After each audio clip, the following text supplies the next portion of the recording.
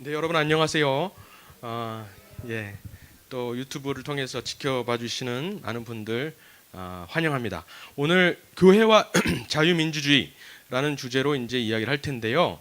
아마 이 에스더 기도운동 계시는 분들, 또 북한 구원 기도성회를 준비하시는 모든 분들은 아마 이 제목만 봐도 어떤 내용인지 대략 짐작을 하실 것 같아요. 자유민주주의는 교회에서 나왔다는 것, 그거 여러분 다 아시죠? 그 내용에 대해서 이제 얘기를 할 텐데 저희들 좀 더 확신을 갖기 원해요. 이 자유민주주의가 진짜로 실질적으로 교회에 뿌리가 있다는 것이 정말 실질적인 기록에 의한 것입니다. 그냥 저희들이 기독교인이라서 그냥 그렇게 얘기하는 것 아니고요.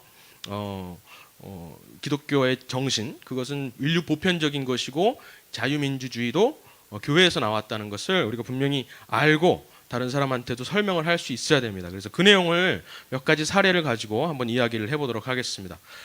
우리가 보통 얼마 전에도 투표를 했잖아요. 4월 15일 날. 근데 항상 저 박스에 투표함에 저 말이 써 있습니다. 자유민주주의, 민주주의의 꽃은 선거입니다. 민주주의의 꽃은 투표입니다. 이렇게 써 있죠. 근데 왜 선거가 민주주의의 꽃인지 여러분 아세요? 아무래도 자유민주주의가 가장 표면적으로 드러나는 때가 선거하는 그 순간, 모든 사람들이 지도자를 뽑는 그 과정이 아무래도 민주주의를 대표하는 어떤 상징이기 때문에 꽃이라고 말을 하겠죠. 근데 저는 약간 다른 의미에서 정말로 이 말이, 선거가 민주주의의 꽃이라는 이 말이 너무나 적절하다고 생각을 해요. 왜냐하면은 선거는 민주주의의 뿌리가 될 수 없기 때문에 그래요. 선거는 민주주의의 꽃일 뿐이고 그 결과일 뿐입니다. 그 뿌리는 성경이고 그 줄기는 교회에 있다고 제가 생각하는 것이 아니라 사실 역사적 기록이 그렇고 우리의 양심이 그렇게 말을 해주고 있습니다. 성경에서 그렇게 또 나와 있고요. 그래서 결국 민주주의의 뿌리는 교회, 그리고 그 원천은 성경인데요. 자유민주주의의 종주국이 어디죠? 자유민주주의가 정말 왕이 아니라 정말 종교의 자유를 찾아서, 예배의 자유를 찾아서 시작된 나라가 여러분 다 아시다시피 미국입니다. 그리고 청교도들이죠. 청교도들이 웨이플라워를 타고 와서 예배를 드리기 위해서 나라를 세우고 공동체를 만들고 교회를 세우기 위해서 나라가 시작을 했습니다. 그런데 이 미국 사람들이 그 당시에 누구와 본인들의 어떤 정체성을, 동질성을 느꼈냐면은 바로 유대인들이에요. 유대인들이 애굽에서 노예 생활을 하다가 홍해를 건너서 40년 광야 생활을 하는 그 과정, 이 출애굽의 히브리 사람들과 미국인들은 굉장히 스스로를 히브리 사람들과 동질성을 느끼면서 나라를 시작했던 것을 여러분 알 수 있습니다. 그런데 히브리 사람들도, 미국 사람들이 그랬던 것처럼 히브리 사람들도 그냥 노예 속박으로부터의 해방만을 원한 것이 아니라 분명히 예배를 목적으로 바로에게 나가서 우리를 풀어달라 그랬습니다. 모세와 아론이 바로를 찾아가서 했던 말이 바로 그것입니다. 우리 하나님 여호와께 제사를 드리려 하오니 사흘길쯤 광야로 나가게 하소서. 이렇게 우리를 자유케 하는 것이 우리가 마음대로 좀 하고 싶은 거 하게 해주세요 라고 자유를 원했던 것이 아닙니다. 출애굽의 그 자유가 정치적 의미에서의 자유가 처음으로 인류 역사상 시작한 그 순간입니다. 근데 그 자유는 우리 인간이 제멋대로 하고 싶은 대로 하기 위한 자유가 결코 아니었고요. 그 궁극적인 목적은 교회를 세우고 예배를 드리기 위한, 하나님을 두려워하는, 하나님의 질서를 받기 위한 것이었던 것을 출애굽 사건을 통해서 분명히 알 수 있었습니다. 그 출애굽 사건과 미국인들이 메이플라워를 타고 건너올 때 그 느꼈던 감정이 같은 것이었던 거예요. 그래서 우리가 보통 유대 기독교 가치관이라고 하고, 또 유태인들과 미국인들 간의 어떤 끈끈한 아주 뿌리 깊은 어떤 동맹이라고 할 수 있을까요? 동맹이 있잖아요. 그 뿌리가 사실은 출애굽에 있다고도 할 수가 있습니다. 한 가지 아주 재밌는 그리고 놀라운 예가 하나가 있는데요. 여기 왼쪽에 보이는 그 사진이 미국의 국장입니다. 미국의 국장이 여러분 다 아시는 독수리, 그리고 이 플레르부스 운음 이렇게 써 있고, 독수리가 13개의 창을 들고 있기도 하고요. 근데 이 독수리가 왜 독수리로 되었는지 여러분 모르시죠? 이게 또 출애굽의 비밀이 있습니다. 많은 사람들이 로마 시대 때 그 군단장 정도 되면은 독수리가 상징이었어요. 창에 독수리 모양이 있었어요. 거기서 따왔나 보다라고 막연하게 생각을 하는데, 분명히 미국 역사 건국 당시의 기록을 보면은 그 독수리는 로마 시대 때 온 것이 아닙니다. 바로 1776년 7월 4일 날, 여러분 무슨 날이죠? 독립선언한 날입니다. 미국이 영국으로부터 독립을 선언한 날이에요. 그날 저녁에 사람 세 명이 모입니다. 여러분 다 아시는 벤자민 프랭클린, 존 아담스, 그리고 제퍼슨, 이 세 사람이 모여서 우리가 나라가 되는데, 독립 국가가 되는데 우리 나라를 상징하는 어떤 문양을 만들자. 영국이 나름대로, 영국도 그런 문양이 있고 우리도 그런 문양을 만들어야겠다 해서 그날 밤에 사람들이 모여서, 이 세 사람이 모여서 도안을 그립니다. 근데 그 결과물이 바로 이 그림이었어요. 이 그림이 오른쪽에 있는 그림인데요. 이게 왜 이런 모양인지 아세요? 잘 보이시는지 모르겠는데 이게 바로 출애굽의 모양이에요. 위에 불기둥과 구름기둥이 보이시죠? 그리고 이미 홍해를 건너가 있는 모세와 백성들이 있고요. 그리고 이 애굽 병사들이 홍해에 쓸려 내려가는 이 장면을 미국의 상징이라고 그려놓은 겁니다. 우리가 보통 알기로는, 보통 이제 좌익사관에서 왜곡해서 가리키기로는, 미국의 국부들이, 미국의 건국 아버지들이 벤자민 프랭클린과 제퍼슨 같은 경우도 하나님을 믿지 않는 이신론자라고 보통 많이 배웁니다. 교과서에도 그렇게 써 있어요. 미국 교과서에도. 하지만 사실이 아니에요. 그들은 이신론자가 아니라 분명히 기독교의 하나님, 유대 기독교의 하나님을 믿는 사람들이었다는 걸, 이 사실만 가지고도 우리가 분명히 알 수가 있죠. 근데 미국 역사 교과서에서 이 그림을 삭제해 놓은 지금 상태입니다. 그렇지만 분명히 저 기록이 있습니다. 근데 이 처음에 이 출애굽 그림에서 어떻게 독수리가 되었을까요? 그것도 성경에 또 비밀이 있어요. 왜냐하면 성경에서 출애굽을 어떤 모습으로 하나님이 표현하셨냐면 독수리로 표현을 하셨기 때문에 그래요. 출애굽기 19장 4절을 보면 내가 어떻게 너희들을 독수리 날개 위에 업어서 애굽으로부터 인도하였는지 너희들이 보았느니라 라고 말씀하고 있어요. 그래서 출애굽 저 모양을 국가의 상징으로 하기에는 상당히 복잡합니다. 여러 가지 그림도 있고 설명해야 될 부분도 많고. 그래서 하나의 상징이 무엇일까? 출애굽을 상징하는 하나의 딱 모양이 있다면 무엇일까? 그것은 바로 독수리라고 성경에서 말하고 있다고 해서 독수리가 된 것입니다. 많은 사람들이 이렇게 너무나 뿌리 깊은 기독교적인 그런 미국의 탄생을 알지 못하거나 외면하고 있는 것이 사실입니다. 그런데요, 그 당시에 미국 사람들은 성경을 거의 다, 모든 집안에 성경 말고는 다른 책이 없었어요. 성경이 모든 집안에 당연히 필수적으로 있어야 하는 것이고, 또 하나의 책이 있다면 아이들에게 영어를 가리키는 그 국어 교과서, 이 정도가 있었습니다. 모든 집에는 이 두 개 책 정도밖에 없었어요. 그런데 모든 사람들이 그 영어 책에도 보면, 영어 국어 교과서죠. 초등학교 국어 교과서인데 거기도 A, B, C, D 이렇게 나오는데 A면은 아담, B면은 바이블, C면은 크라이스트, 뭐 이런 식으로 전부 다 성경을 인용하면서 이 국어를 배웁니다. 영어를 배우는 거예요. 그러니까 그 정도로 성경을 가까이 하고 성경을 많이 읽었다는 것이죠. 근데 그 당시에 미국인들이 가지고 있었던 성경이 무엇일까요? 메이플라워호를 타고 올 당시 1620년에는 우리가 보통 알고 있는 킹 제임스 성경이 아니라 제네바 성경이었습니다. 1599년에 출판된 제네바 성경이었는데, 그 제네바 성경은 세계 최초의 주석 성경입니다. 그냥 성경 본문만 있는 것이 아니라 주변에 지도도 있고요. 그리고 주변에 이제 콩코던스라 그러죠. 콩코던스도 있고 또 색인 이런 것들도 많이 있었어요. 그리고 이제 여러 가지 각 구절에 대한 설명들이 있었는데, 그 설명들이 어떤 내용이었냐면, 이걸 누가 이 주석을 만들었냐면 칼빈이 네덜란드에서 직접 지도를 해서 코버델이나 이런 유명한 학자들이 그 주석들을 쓴 거예요. 그 주석의 내용은 무엇이었을까요? 바로 우리가 잘 알고 있는 칼뱅주의, 만인 제사장설, 왕한테 특별히 왕권 신수설이라 그러죠. 모든 왕을 하나님께서 직접 특별히 다른 일반인들과 다른 어떤 특별한 지위를 허락하신 것이 아니라 모든 사람들이 교황을 통하지 않고서도 모든 사람들이 하나님 앞에 동등하다라는 그 내용이 적혀 있었던 것이에요.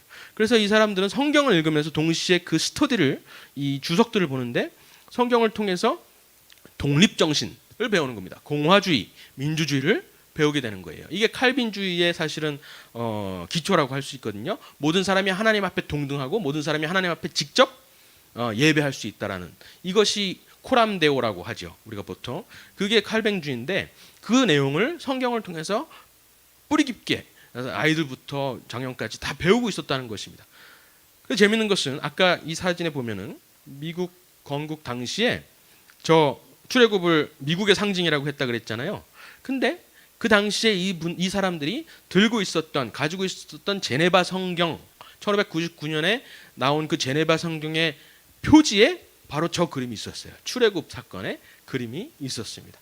그러니까 결국 성경을 참고해서 나라를 건국하려는 그 의지가 여기서 또 드러나는 장면입니다.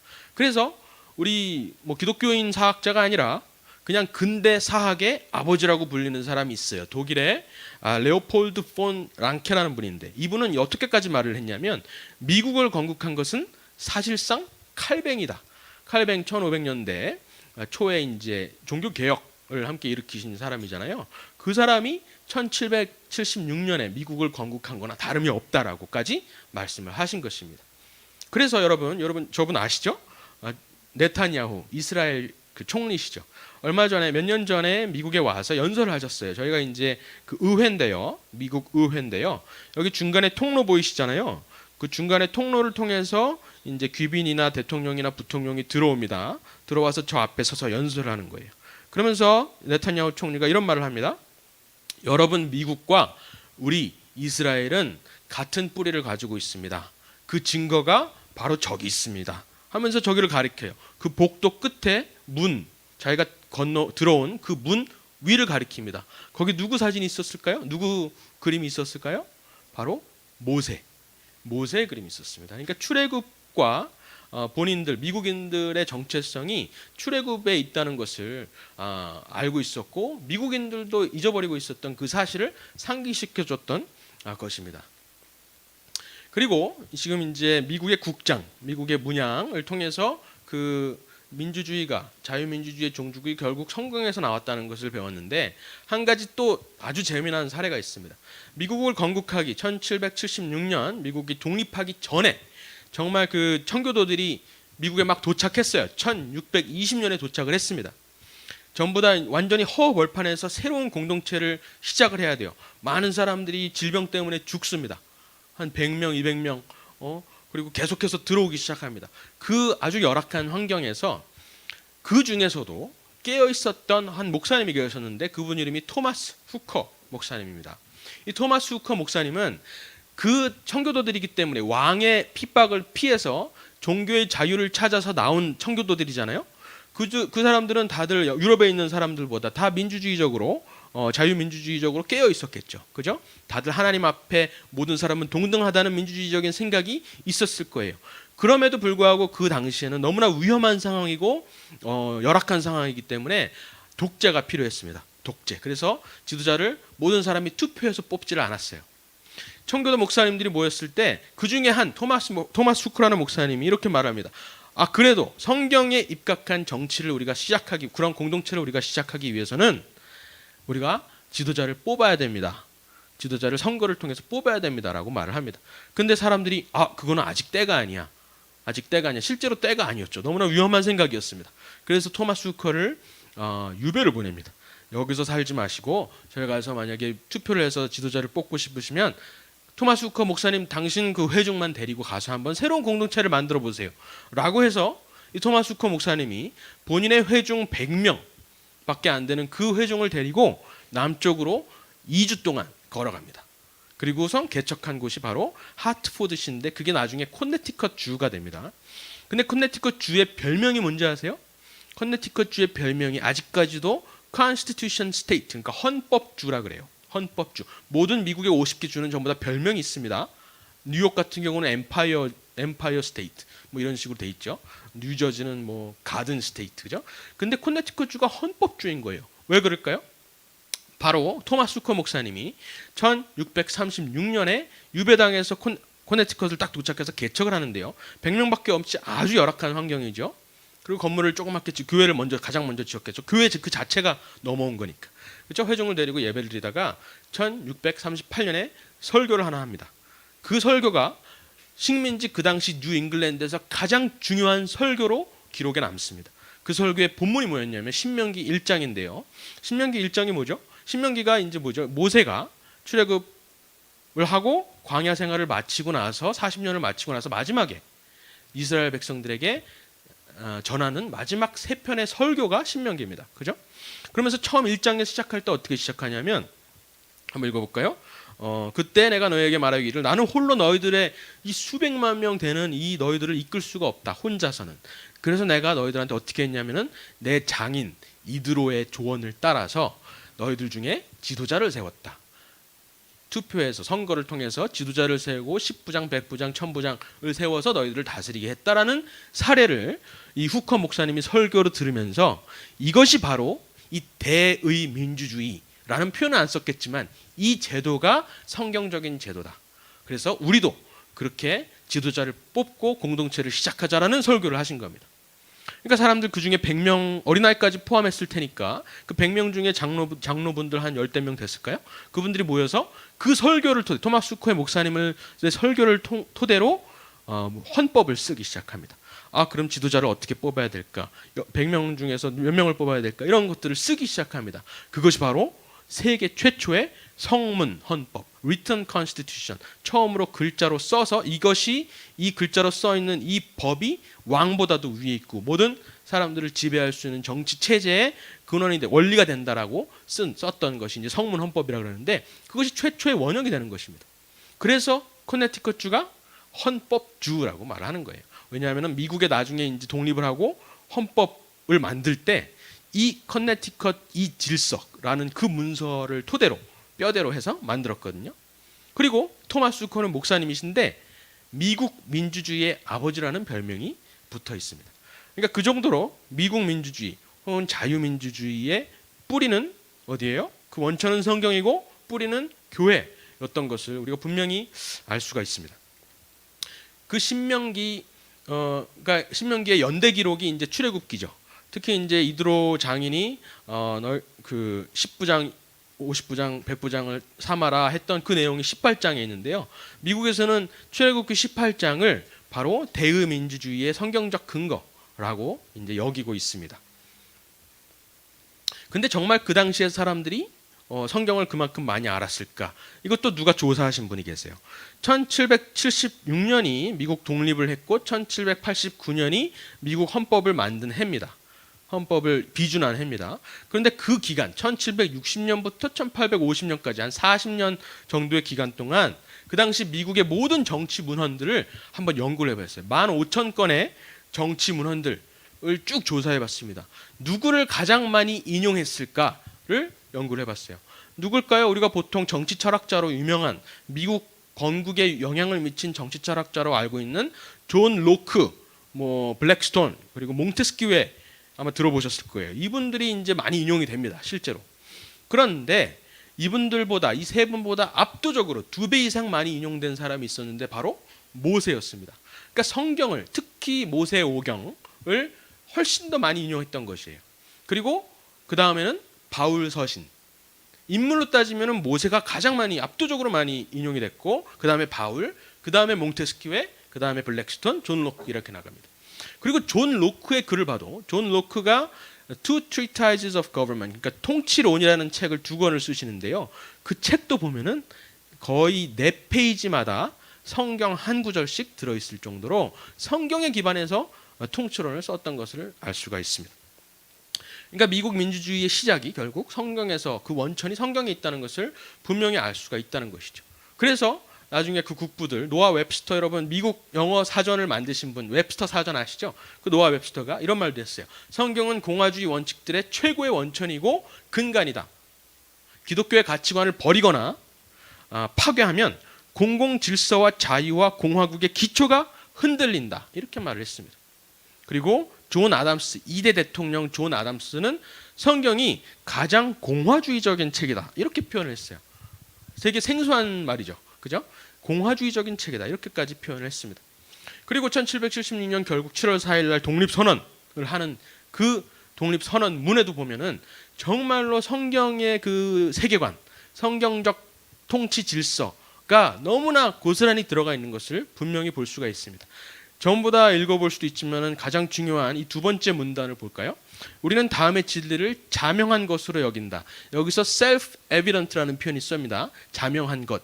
근데 이 자명한 것이라는 것이 어디서 따왔냐면 로마서 1장에서 따왔습니다. 하나님을 알만한 것이 너희들 모두 안에 있다라는 그 표현이 헬라 원어를 그대로 영어로 번역하면 self-evident가 됩니다.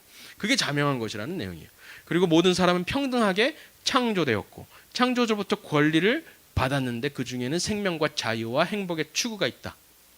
이것도 성경에서 아주 정확하게 성경의 근원이 있는 것이고요. 그리고 마지막에 정부의 목적이 무엇이냐? 정부의 목적은, 국가의 목적은 그 하나님께서 주신 그 권리를 지키기 위함에 있다라고 분명히 말을 합니다.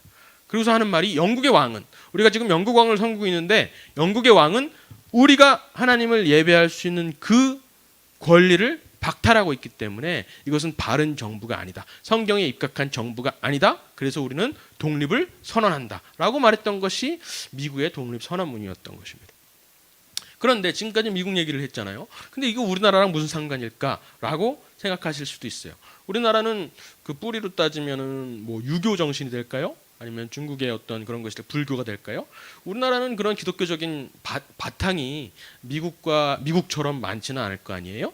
라고 생각하실 수 있습니다. 하지만 여러분 이 사진은 뭔지 아시죠?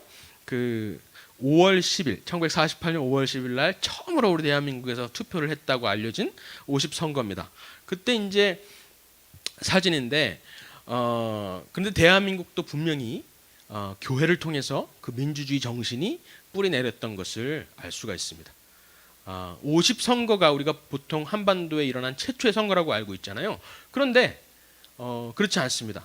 아산정치연구원 원장이셨던 함재봉 교수님께서 이 사실을 밝혀내셨는데 대한민국의 이 한국 땅에 50선거 48년 50선거가 최초가 아니었다는 거예요.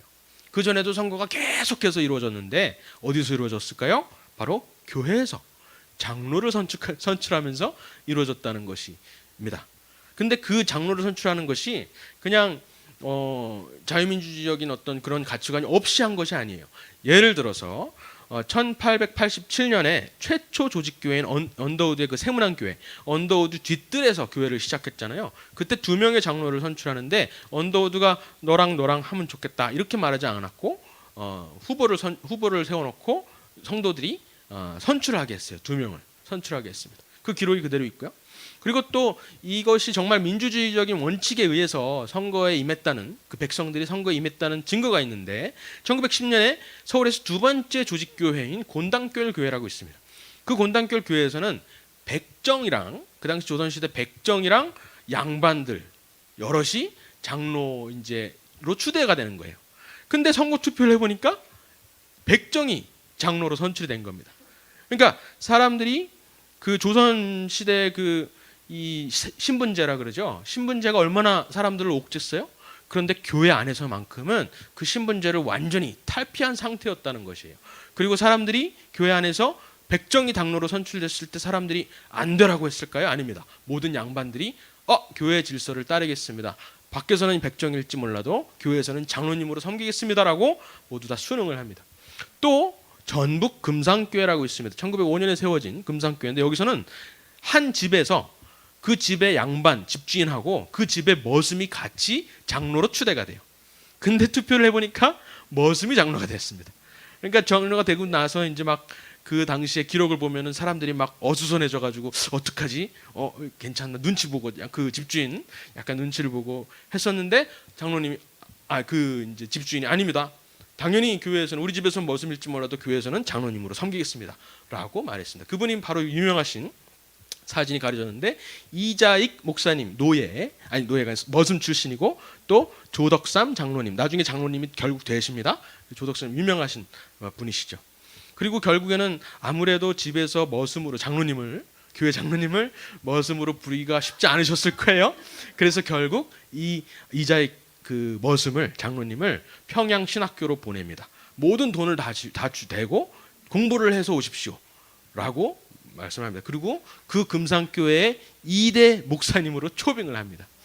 그러니까 너무나 아름다운, 그러니까 신분제도가 완전히 탈피되어 있던 거예요. 1905년에 벌써 교회를 통해서 조선시대가 억누르고 백성들을 억누르고 있었던 그거를 이미 탈피했다는 것을 알 수가 있습니다. 민주주의가 시작이 그러면 어디죠? 우리나라도 미국처럼 결국은 교회였다는 것을 알 수가 있습니다. 그런데 이 아브라함 카이퍼 아시죠? 아브라함 카이퍼가 바로 이 정치 영역에서 하나님의 질서가 적용이 된다라고 했던 그거를 이제 아브라함 카이퍼가 정리를 하셨죠. 모든 영역에서 그리스도의 주권은 이루어진다라고 이제 말씀하셨던 것이죠. 정치도 당연히 그런데요. 그래서 이제 그 내용을 본인이 총리도 하시고 네덜란드 총리도 하시고 많은 경험을 쌓고 이제 그 내용을 정리를 하셔. 영역 주권 그 칼빈주의를 정리를 하셔서 미국 프린스턴 대학에 와서 칼빈주의 강연이라는 유명한 강연을 하십니다. 한 몇 편에 되는 그 강연인데 아주 그 책이 이제 있습니다. 칼빈주의 강연이라고. 거기 내용에 보면은 이런 말씀을 하세요. 칼빈의 정신, 그러니까 코람데오의 정신이죠. 모든 사람이 하나님 앞에 동등하다. 민주주의적인, 성경에 입각한 민주주의적인 그 정신이 네덜란드와 영국에서 미국으로 이식되었다. 그죠? 미국으로 이식되었죠. 필라델피아 1770년 이식되었죠. 그리고 우리 인류의 고등 발전을 더욱 서진하게 하였다. 서쪽으로 향하게 하였다. 그러니까 어디서 시작되죠? 출애굽, 그죠? 광야, 유대, 그리고 헬라 거기 그 아테네죠. 아테네에서 철학자들이 막 플라톤, 아리스토텔레스 그런 사람들이 이제 그런 것들을 자각을 하기 시작하죠. 그리고 로마로 건너갔다가 영국, 네덜란드 그리고 미국으로 건너온 겁니다. 계속해서 서진을 하고 이 자유민주주의 정신이 기독교에 입각한 자유민주주의 정신이 서진을 하고 있다는 것을 우리가 보통 알 수가 있어요. 우리 기독교인들 입장에서는 뭐가 서진을 한다 그러죠? 복음이 서진하고 있다라고 말을 하죠. 결국에는 예루살렘에 다시 복음이 완성된다고 말을 하는데 어쨌든 자유라는 그 개념도 마찬가지로 서진을 하고 있다는 거예요. 근데 1898년에 아브라함 카이퍼가 볼 때 프린스턴 대학에서 그 강연을 할 때 이 자유의 정신, 기독교에 입각한 그 자유의 정신이 지금 대서양 해변, 캘리포니아 해변에 지금 멈춰 있습니다. 그리고서는 대서양이 아니죠. 저기 태평양에 어디론가 미국 다음으로 어디론가 넘어가려고 아시아로 갈지 이슬람으로 갈지 그 자유의 정신이 경건하게 하나님의 인도하심을 기다리고 있습니다라고 말을 해요. 그리고서 강의를 마칩니다. 그 강의가 마친 다음에 프린스턴 대학에 바로 그 강연을 했던 프린스턴 대학에 10년 뒤에 누가 오시죠? 바로 이승만 대통령이 그 대학에 오시는 겁니다. 그리고 그 이승만 대통령이 와서 칼뱅주의 정신에 입각한 자유민주주의 체제를 배우고 한국에 와서 대한민국을 세우신 것이에요. 그러니까는 대한민국도 미국이 그랬던 것처럼 결국 그 뿌리는 교회에 있었고 그 정신은 기독교에 있었다는 것을 분명히 우리가 알 수가 있습니다. 아시아에서 유일하게 그렇게 시작된 나라가 대한민국입니다. 이승만 대통령입니다. 프린스턴에 있는 사진입니다. 그런데 참 너무나 놀라운 것은 이 프린스턴에 도착하기 전인 1908년에 프린스턴에 오시는데 그 전에 1903년 4년 한성 감옥에서부터 이 진리를 사실상 깨달으셨어요. 그 당시에 쓰셨던 독립 정신을 보면은 이 내용이 전부 다 들어 있습니다. 아마도 선교사님들을 통해서 칼뱅주의나 이런 내용들을 계속해서 읽으셨던 것 같아요. 감옥에서. 그러면서 그 당시에 벌써 정치의 근원은 교회라는 그런 내용들을 계속해서 써오셨습니다. 교회에서 가만한 사람이 많이 생길수록 정치의 근본, 그러니까 민주주의 정치의 근본이 바로 잡히나니 이런 말들을 많이 우리가 찾을 수가 있습니다. 그리고 이제 마지막으로 하나의 설교문을 읽어보고 싶은데요. 이승만의 20년 프린스턴 대학 신학교 후배가 누구냐면 바로 저분 누군지 아세요, 여러분? 젊은 시절 사진이라 잘 모르실 수도 있는데 한경직 목사님입니다. 한경직 목사님 젊으실 때 사진인데 프린스턴 대학에서 아마도 이승만이 찍었던 그런 기숙사 안에였던 것 같아요. 그죠? 배경을 보면 한경직 목사님께서 프린스턴에서 칼뱅주의에 입각한 정치 그런 걸 배우시고 한국으로 돌아와서 1945년 우리가 해방을 하죠. 그리고서는 새로운 나라를 세우는 그런 단계에 와 있습니다. 이 식민지로부터 해방이 되어서 이제 완전히 새로운 나라를 시작을 해야 되는데 어떤 정신에 입각해서 우리가 나라를 세우느냐라는 그런 고민을 많이 하셨을 거예요. 그리고 3년 동안 1945년부터 1948년까지 그 내용에 대해서 매주 영락교회에서 설교를 하십니다. 계속 그때는 배단이 다른 교회 영락교회가 아니라 다른 이름이었는데 그 주제로 건국을 주제로 기독교의 정신으로 건국을 해야 된다는 그 내용을 계속해서 하십니다. 그 중에 가장 유명한 설교가 가장 대표적인 설교가 바로 건국과 기독교라는 제목의 설교입니다. 1947년 영락교회 창립 2주년 12월 2일 날 했던 그 설교입니다. 그 설교 내용을 보면은 이승만 대통령이 독립정신에서 쓰셨던 기독교 정신에 입각해서 나라를 세우는 것, 민주주의 뿌리가 교회에 있고 성경에 있다는 그 모든 그 원리가 다 담겨 있는 아주 간략한 짧은 설교인데도 불구하고 거기 다 있다는 것을 발견을 했습니다. 새 나라, 우리나라 새 나라를 만들 텐데 그 나라의 정신적 기초는 기독교여야 된다고 말씀하셨고, 그리고 그 진정한 민주주의 사상의 근원은 바로 신구약 성경이라는 것을 계속 말씀하셨습니다. 그리고 기독교를 모르면 민주주의를 알 수 없다고, 진정한 민주주의를 알 수 없다고 말씀하셨습니다. 그리고 이런 말도 하세요. 이것은 기독교인들에게만 해당되는 것이 아닙니다. 다른 종교를 믿고 있다 하더라도 이 기독교가 민주주의의 뿌리라는 그 사실은 보편적인 것입니다. 종교와 상관없이 보편적인 것이라고 말씀을 하십니다. 이승만 대통령이 1948년에 국회를 시작하면서 기도를 시작하실 때 그 비슷한 말씀을 하시죠. 종교와 이념과 상관없이 우리는 하나님 앞에 기도하지 않을 수가 없습니다 라고 말씀하시죠. 그래서 이것은 인류 보편적인, 우리가 성경이 아니라 양심과 역사와 성경과 양심이 있다면은 우리가 분명히 모두가 알 수 있는 사실인 것이에요. 그리고 유물론 공산주의 때문에 이 도덕이 완전히 파괴가 되었는데 그 파괴된 도덕을 회복시킬 수 있는 것도 기독교다라고 말씀을 하십니다. 그리고 해방 전후에 교회가 아까도 말씀드렸지만 장로가 선출되면서 민주주의를 연습하고 교회 안에서 연습하고 이런 과정들이 한국 땅에 나라가 건국되기 전에 연습을 해왔던 그것은 분명히 하나님의 뜻이 있다. 하나님이 괜히 교회를 먼저 이렇게 준비시키셨던 것이 아니다라고 말씀을 하십니다. 그래서 반드시 대한민국의 새 나라, 대한민국이라는 새 나라는 그 정신적 뿌리는 기독교가 되어야 한다라고 말씀을 하십니다.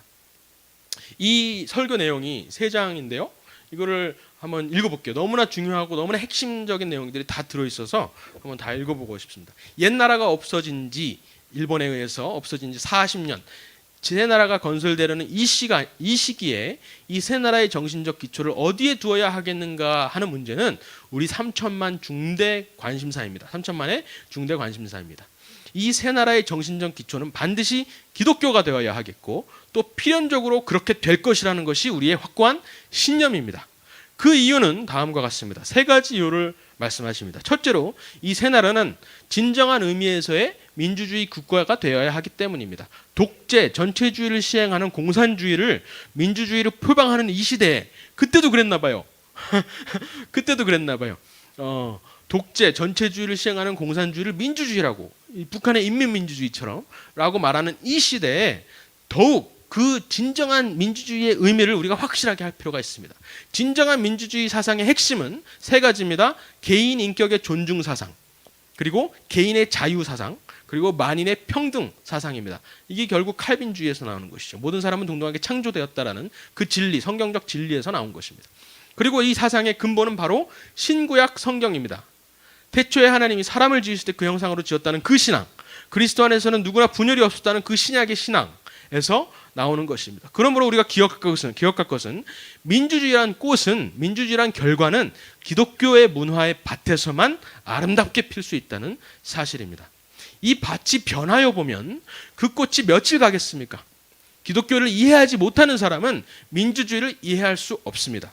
그러므로 새 한국은, 대한민국은 반드시 기독교가 그 정신적 기초가 되어야 합니다. 둘째로 새 나라의 고상한 개인 및 사회 도덕의 국가가 되어야 하겠습니다. 우리가 도덕을 회복해야 된다는 거죠. 공산주의 때문에 파괴된 이 도덕을 우리가 다시 회복해야 된다는 것입니다. 삼국시대에는 불교, 조선시대에는 유교가 우리나라의 사회 도덕의 근간이 되었다는 것은 널리 알려진 바입니다. 그렇지만 이 유교와 불교 양교는 퇴폐한 지 이미 오래되었습니다. 오늘 우리 사회의 도덕심은 극도로 타락하여 많은 구경꾼들, 외국인들이 구경하는 아주 부끄러운 것이 되었습니다. 그 이유는 여러 가지가 있겠지만 그 중에 제일 큰 영향이 뭐냐면 반도덕 사상의 대두입니다. 바로 공산주의의 대두입니다. 곧 일종의 사회 사상을 배경으로 일어나는 목적을 위하여는 수단을 가리지 않는 악덕 사상입니다. 그들은 공공연히, 그들이라 하면 여기서 공산주의를 말합니다. 공산주의는 공공연하게 이중인격을 가져라, 거짓말을 해도 된다, 목적을 위해서는 거짓말을 해도 된다, 다른 계급은 모조리 숙청하라, 강탈 강도를 감행하라, 무자비한 투쟁을 해라, 싸워라, 죽여라, 분노하라. 지금도 계속 그런 말들이 나오고 있죠. 테러, 살인, 방화 무엇이든지 괜찮다, 우리가 유토피아를 이루기 위해서는 필요한 희생이다 라고 말하는 그런 공산주의의 관습을 우리가 깨고 다시 한번 도덕을 회복해야 된다라고 말씀을 합니다. 도덕이냐 무도덕이냐, 문명이냐 야만이냐, 이 반도덕 야만주의 공산주의 사상을 격파하고 새 나라의 새로운 도덕을 수립할 정신력이 오늘 우리 사회에서 기독교 외에 뭐가 있습니까? 라고 말을 합니다. 기독교밖에 없습니다. 기독교가 실패하면 이 사회가 실패할 것입니다 라고 말씀하십니다. 그래서 기독교는 새 나라 대한민국의 정신적 기초가 되어야 합니다 라고 말씀하십니다. 세 번째로, 마지막으로, 기독교만이 유일한 참 종교이기 때문입니다. 오직 기독교만이 참 하나님을 제일 분명하게 가르쳐줍니다. 오직 기독교만 죄로 말미암아 멸망으로 들어가는 이 세상에서 속죄 구원의 십자가의 도래를 보여줍니다. 오직 기독교를 통해서만 산 하나님의 성령의 역사가 나타납니다. 최후의 승리는 진리에 있습니다. 거짓말 위에 세워진 공산주의는 결코 성공하지 못하고 결국 진리가 최후 승리한다고 선포를 하고 계십니다. 그러므로 진리의 종교인 기독교를 마땅히 새 나라의 정신적 기초를 삼아야 합니다. 이렇게 말씀하십니다. 그리고 마지막 결론으로 건국 도상에 있는 이 시대에 해방 전후 본 교회가, 우리 교회가 창립된 것은 뜻이 깊은 줄을 압니다.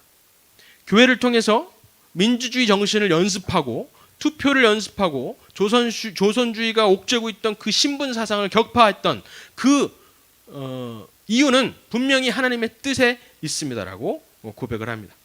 그렇기 때문에 이스라엘 민족이 애굽에서 나올 때 시나이 산에 먼저 교회가 섰고 그 후에 나라가 가나안 복지에, 가나안에 섰습니다.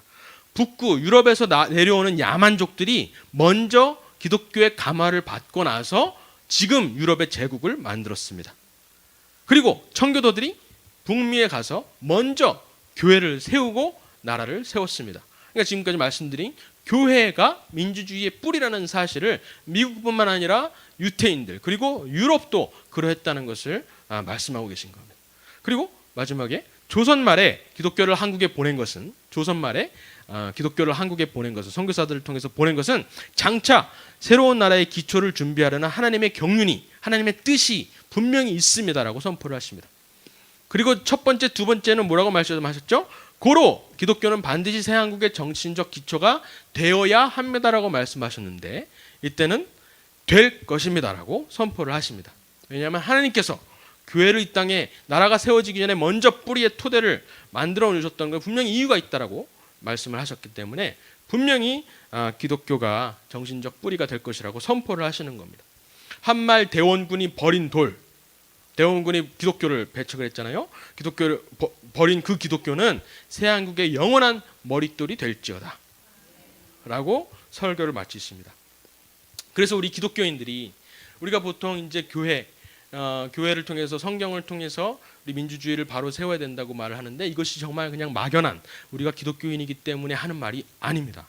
정말 실질적으로 역사의 기록에 의하면은 민주주의의 원천은 성경에 있고 민주주의의 뿌리는 교회에 있다는 것을 우리가 알 수가 있습니다. 그렇다면 지금 지금 대한민국이 너무나 많이 망가지고 있잖아요. 미국도 마찬가지예요. 많이 망가지고 있어요. 그 원인은 무엇일까요?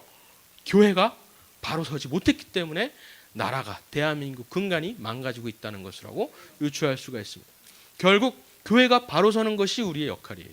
교회가 바로 서고 교회 안에서 바른 칼뱅주의 개혁주의 신앙을 가르치고 교회를 통해서 사회가 복음화되는 것이 결국 대한민국 모든 나라의 국가 기초를 세우는 것이라고 우리가 이해를 할 수가 있습니다. 그래서 우리가 마지막으로 기도할 텐데요. 우리의 씨름은 혈과 육을 상대하는 것이 아님을 우리가 알 수 있습니다. 그래서 알고 있습니다. 그래서 우리가 다시 한번 이 대한민국의 교회 그리고 여러분 미국을 위해서도 기도를 해주셔야 돼요. 미국 자유민주주의의 종주국인데 미국도 정말 많은 위기에 처해 있습니다. 교회가 바로 서지 못하고 있습니다. 그래서 미국과 한국이 교회를 위해서 그리고 대한민국이 정말 기독교를 뿌리로 한 그 자유민주주의의 정신을 그 가치를 다시 한번 회복할 수 있도록 기도를 해주시고요. 그리고 결국에는 우리 북한 구원을 위해서 모인 사람들이니까 그리고 우리 대한민국의 목적이 결국 북한 구원과 대한민국에 사실 막혀 있다고 보면 됩니다. 서진하고 있는 그 자유, 복음이 대한민국에 서 있습니다. 지금 어디로 갈지 중국으로 가기를 경건한 마음으로 기다리고 있습니다. 그렇기 때문에 여기서 돌파구가 일어나야 되는데 대한민국 교회를 통해서 그 돌파구가 일어날 것이라고 믿습니다. 그래서 이 세 가지 기도 제목을 놓고 다 같이 주여 한번 외치고 기도하고 마치도록 하겠습니다. 기도하겠습니다. 주여